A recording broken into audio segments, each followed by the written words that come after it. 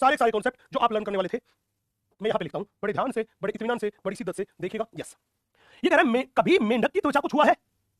हमने कहा छुआ है। मेंढक की त्वचा जो है वो सलेस्मा म्यूकस से ढकी होती है। हाँ, क्योंकि त्वचा में म्यूकस की ग्रंथियां पाई जाती है और उसी की वजह से वो क्या होती है, चिकनी। कैसी होती है त्वचा? चिकनी होती है। और चिकनी होती है इसलिए बार बार मेंढक हाथ में से क्या हो जाता है मेरे बच्चे, फिसल जाता है, फिसल नहीं हो जाती है। इसकी त्वचा सदैव आर्द्र रहती है। आर्द्र का मतलब इसकी त्वचा हमेशा नम रहती है। इसकी त्वचा हमेशा नम रहती है। अगर मेंढक की ऊपरी सतह, ऊपरी सतह का मतलब पृष्ठ सतह, हमने बोला ये मेरे पास पृष्ठ सतह, पृष्ठ का मतलब ये मेरे पास है ऊपरी सतह, पृष्ठ का मतलब ये मेरे पास है ऊपरी सतह, ये मैंने बोला अधर सतह, इसका मतलब है मेरे बच्चे निचली सतह, इसका मतलब है निचली सतह। फोटो में आपको क्लियरली दिखाई दे रहा होगा कि पृष्ठ का मतलब ऊपरी और अधर का मतलब निचली सतह, पृष्ठ का मतलब ऊपरी और अधर का मतलब निचली सतह, आपको क्लियरली फोटो में दिखाई दे रहा होगा। यस, हम थोड़ा सा आगे चलते हैं। हमने बोला ये क्या कह रहा है कि ऊपरी सतह पर धानी हरे रंग की होती है, मतलब इसी को बोलते हैं अपन ओलिव ग्रीन। इसी को क्या बोलते हैं? Olive green colour. इसी को बोलते हैं ओलिव ग्रीन कलर। जबकि नीचे की सतह जो होती है वो हल्की पीली होती है। नीचे की सतह जो होती है वो हल्की पीली होती है। चले, अब मेंढक के बारे में जबरदस्त बात मैं आपको बताता हूं। क्या बात बताता हूं? बात यह है कि मेंढक अपने जीवन में कभी भी पानी नहीं पीता।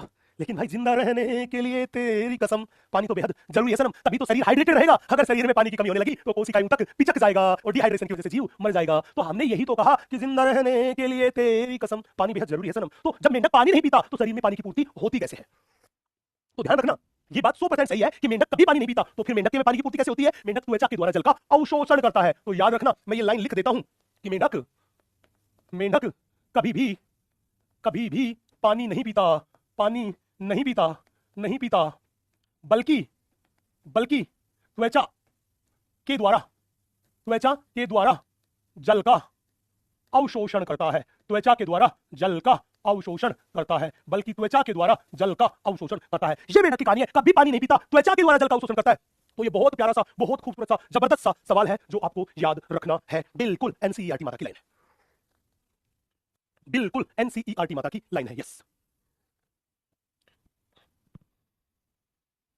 चले तो भाई साहब यहां पे लिख रही मेंढक कभी पानी नहीं पीता, तो क्या करता है? त्वचा से जल को अवशोषित करता है। बहुत बहुत इंपॉर्टेंट बात। यस, अब हम कॉन्सेप्ट को थोड़ा सा आगे बढ़ाते हैं। बोला गुरुजी एक बात बताओ। हमने कहा पूछो साहब। बोला गुरुजी मान लीजिए हम कहीं से मेंढक को पकड़ के ले आए और मेंढक के शरीर का अगर अध्ययन करें तो बताओ ना कि मेंढक को पकड़ के लाए। बोला बिल्कुल ले आए गुरुजी। तो मेंढक की बॉडी जो थी, वो मेंढक की जो बॉडी थी वो कितने पार्ट में बटी थी? हमने कहा गुरुजी जब हम मेंढक को पकड़ के लाए और इस मेंढक का अध्ययन किया तो पता चला कि मेंढक की बॉडी जो थी, इस मेंढक की बॉडी के अपने पास दो भाग है। मेंढक की जो बॉडी है, इस मेंढक की बॉडी के अपने पास दो भाग है। इस मेंढक की बॉडी के कितने भाग है? दो भाग है।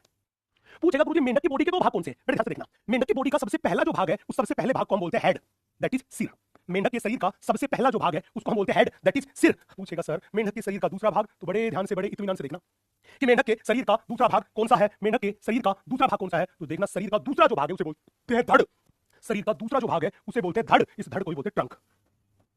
जब भी बोले मेंढक के शरीर के कितने भाग? दो भाग है। इसका मतलब ये था कि मेंढक को देखोगे तो मेंढक के गर्दन भी नहीं होती और पूंछ भी नहीं होती। तो मैंने बोला कि सीधी सी कंसेप्ट निकल के आया कि यहां पर ग्रीवा दैट इज नेक एंड दूसरी चीज थी tell that is Poonch. Tell that is पूंछ, ये दोनों की दोनों चीजें जो होती है वो मेंढक में क्या होती है मेरे बच्चे? एब्सेंट। तो ध्यान रखना, मेंढक के शरीर के केवल दो ही भाग है। एक भाग है सिर, दूसरा है धड़। वहां ना तो गर्दन है और ना ही पूंछ है। तो आपने एक चीज देखी होगी कि कुछ लोगों की गर्दन बहुत छोटी होती है, ऐसे बिल्कुल मिली हुई होती है। तो हम कहते हैं मेंढक सा तो दिखाई दे रहा है, इसकी तो गर्दन भी नहीं है। तो ये डायलॉग बोल देते हैं कि भाई इसके ना तो पूंछ है ना मेंढक, तो भाई मेंढक सा दिखाई दे रहा है, इसकी तो गर्दन दिखाई नहीं दे रही है ना, मेंढक सा है। तो क्यों कहते हैं ऐसा? क्योंकि मेंढक में गर्दन नहीं होती। अब बड़े ध्यान से देखना। पूछेगा कि सर अगर हम मेंढक जो था उस मेंढक के सिर के बारे में बात करके चले तो सिर में कितनी चीजों के बारे में बात करेंगे? बेटा मेंढक के सिर के बारे में बात करेंगे तो हम तीन चीजों के बारे में बात करेंगे। सिर पे उपस्थित आंखों के बारे में, सिर पर उपस्थित नाक के बारे में और सिर पर उपस्थित कान के बारे में। तो बड़े ध्यान से देखना, जब भी हम सिर के बारे में बात करेंगे तो हम यहाँ पर तीन चीजों के बारे में बात करने वाले हैं। सबसे पहले हम सिर पर बात करने वाले हैं, वो बात करने वाले आईज के बारे में। सबसे पहले सिर पे हम बात करेंगे वो बात करेंगे आईज के बारे में। दूसरा हम बात करेंगे वो बात करेंगे नोज के बारे में, नाक के बारे में। और तीसरा जो हम बात करने वाले हैं मेरे बच्चे, सिर पे जो तीसरी चीज है जिसके बारे में हम बात करने वाले हैं वो बात करने वाले हैं कान के बारे में, दैट इज ईयर के बारे में। तीसरी जो बात करने वाले हैं वो बात करने वाले हैं कान के बारे में, दैट इज ईयर के बारे में। तो मेंढक में जब भी हम सिर के बारे में बात करेंगे तो इन तीन चीजों के बारे में हम बात करने वाले हैं। हम बात करने वाले हैं मात्र इन तीन चीजों के बारे में। तीन चीजें कौन कौन सी? सिर पर उपस्थित मस्त नैनों के बारे में बात करने वाले हैं। उसके बाद हम बात करने वाले हैं वो किसके बारे में? सिर पर उपस्थित कानों के बारे में बात करने वाले हैं कि कान का क्या कहना है मेंढक में। यस, उसके बाद हम बात करने वाले हैं वो बात करने वाले हैं नोज के बारे में, नाक के बारे में। तो बड़े ध्यान से देखना, एक एक करके बात करते हैं। बेटा जब भी आंखों के बारे में बात करके चले तो मेंढक में आंखें जो होती है एक जोड़ी। आंखें जो होती है वो कितनी जोड़ी होती है? एक जोड़ी। अब एक जोड़ी आंखें कैसी होती है वो पूरी की पूरी बात डिटेल में मैं बात करूंगा थोड़ी देर में। नेक्स्ट, दूसरी बात करें नोज। बेटा यहां पर देखना, मेंढक का जो मुंह होता है मुंह से थोड़ी सी ऊपर ही नाक स्थित होते हैं। जैसे हमारे नाक के दो बाह्य नासा छिद्र है, इसी तरह से मेंढक के नाक में भी कितने? एक जोड़ी बाह्य नासा छिद्र पाए जाते हैं। तो नोज में हमने बोला क्या पाए जाते हैं? हमने बोला एक जोड़ी बाह्य, एक जोड़ी बाह्य नासा छिद्र, एक जोड़ी बाह्य नासा छिद्र वो क्या होते हैं? यहां पर उपस्थित होते हैं। एक जोड़ी बाह्य नासा छिद्र पाए जाते हैं। अब जब भी बात करें मेंढक के कान के बारे में तो ध्यान रखना जब भी मेंढक के कान के बारे में बात करेगा तो ये कान जो होते हैं, ईयर जो होते हैं, वो भी यहां पर होते हैं एक जोड़ी वन पेयर ईयर पाए जाते हैं। इन में से हमने नोज के बारे में जितनी बात करनी थी वो कर ली। मैं थोड़ी डिटेल में बात करना पसंद करूंगा, वो बात करूंगा मेंढक के मस्त मस्त दो नैन जो दिल का चुरा लेते हैं चैन, इनके बारे में बात करूंगा। और दूसरा मेंढक के कान के बारे में मैं थोड़ी सी बात करूंगा। इन दोनों के बारे में थोड़ी थोड़ी बात करूंगा। अब हम बात कर लेते हैं मेंढक के धड़ के बारे में।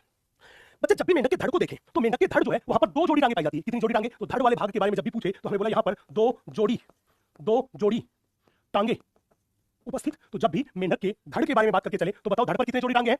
दो जोड़ी टांगे हैं। अब पूछेगा सर मेंढक में जो दो जोड़ी टांगे हैं वो काम क्या करती है? दो जोड़ी का मतलब टांगे कितनी होगी टोटल? चार चार चार। दो टांगे आगे वाली, दो टांगे पीछे वाली, तो टोटल टांगे कितनी होगी? चार। अब टांगों की सहायता से क्या करता है? ये टांगे मेंढक को चलने में सहायता करती है। मेंढक ऐसे फुदकता है, कूदता है, ये कूदने में सहायता करती है। पानी में मेंढक तैरता है तो ये टांगे तैरने में सहायता करती है। याद करो तेज गर्मी और तेज सर्दी में मेंढक कहां जा रहा था? बिल के अंदर जा रहा था, तो बिल खोदने में सहायता करती है। तो जब भी बोले टांगे क्या करती है तो मैंने बोला ये चलने, कूदने, तैरने तथा बिल खोदने में सहायक है।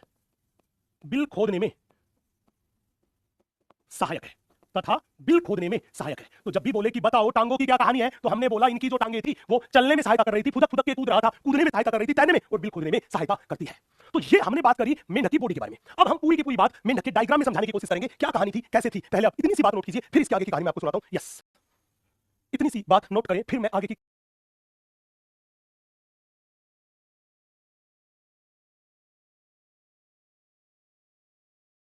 कहानी सुनाता हूं। बेटा बड़ा बेहतरीन आने वाला है, जल्दी से आ जाइए, बिल्कुल मेरे साथ जुड़ जाइए, हर एक कॉन्सेप्ट को सीखते हुए चलिए, है ना। पूरी की पूरी बातें क्लास में ही लर्न हो जाएगी। एक बात हमेशा याद रखना, अगर पढ़ाई करते टाइम आपको क्लास में मोर देन 70% चीजें समझ में नहीं आती, लर्न नहीं होती, तो इसका सीधा सा एक ही मतलब है कि क्लास में आपकी कंसंट्रेशन ठीक नहीं है। बिल्कुल सीधा सा मतलब एक ही है कि क्लास में आपने मन लगा के पढ़ाई नहीं करी तो भाई साहब आपको ये नहीं आया। और नीट के एग्जाम में मन लगा के पूरी शिद्दत के साथ पढ़ाई करनी पड़ेगी बेटा। ये नीट का एग्जाम कोई बोर्ड का पेपर नहीं है क्या 15-20 दिन महीना भर अच्छे से पढ़ लिए और आराम से 80-85-90% नंबर आ गए और तुमने महानता की चोली पहन ली। ये नीट का एग्जाम है या पूरे साल आपको 6 से 8 घंटे पूरी शिद्दत के साथ पढ़ाई करनी पड़ेगी, क्वेश्चन प्रैक्टिस करनी पड़ेगी पूरी ईमानदारी के साथ, तब जाके तुम्हारा डॉक्टर बनने का सपना साकार होगा। और अगर आप ऐसा नहीं कर पा रहे हैं तो भाई साहब आप गलत ट्रैक पे जा रहे हैं, आपको अपना ट्रैक सही करने की जरूरत है। क्योंकि नीट का एग्जाम कोई हलवा नहीं है, आओ खाओ, पहले इस हलवे को बनाना पड़ेगा बड़ी मेहनत से, तभी इसमें मिठास आएगा, इसका टेस्ट आएगा, नहीं तो भाई साहब लंका लग जाएगी। तो पूरी ईमानदारी से पढ़ाई करनी मेरे बच्चे। यस चलो भाई हम थोड़ा सा आगे चलते हैं,